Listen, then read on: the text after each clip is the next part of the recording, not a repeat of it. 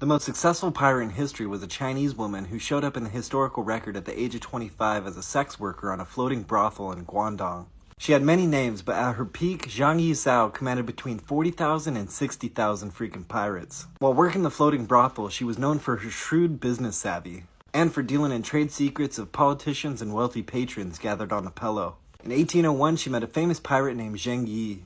Pretty soon he proposed, so she acquired 50% of his piracy operation and the name Zheng Yi Sao, which means wife of Zheng Yi. There were buttloads of pirate factions in the South China Sea that didn't always have good blood between them. But in 1805, Zheng Yi and Zheng Yi Sao were able to unite the pirates in a confederation. There were 6 fleets in the Piracy Confederation, all known by the color of their flag.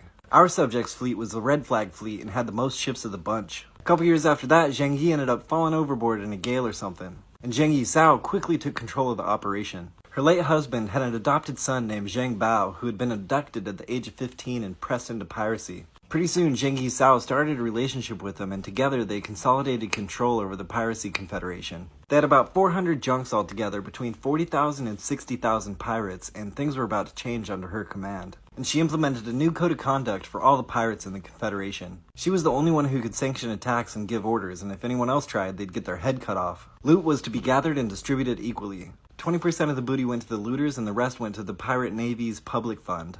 First time you went off the loot script, you got a severe beating, and the next time you lost your head. First time you desert your post, your ears get chopped off. Second time, your head gets chopped off. Any pirate who committed rape got beheaded. Consensual relations were also prohibited by beheading for the man, and for drowning for the woman. If that's what you wanted, you had to get married, and if you treated your spouse horribly or cheated on her, your shoulders were divorced from your head. With the new laws of the sea implemented, she took the pirates' protection racket to a whole new level. She developed a protection racket passport subscription system. She set up shops all over the coast where shippers and merchants could pay annually or per trip to not get raided. The Qing Dynasty, the East India Trading Company, and the Portuguese Empire all tried their hand suppressing or fighting Zheng Yi Sao's pirate navy, but they all got their asses handed to them over and over. But in 1810, in her 30s, Zheng Yi Sao decided to negotiate a surrender with the Qing Dynasty while she had good cards in her hand and the dynasty was on the back foot. Her crews were pardoned, given pork, wine, and money, and some of them were even offered military positions. For her part, she got her marriage to Zheng Bao recognized by the government, and she was allowed to retain some 20 or 30 ships, which she used in the salt trade as merchant ships. And she lived a relatively peaceful life after that.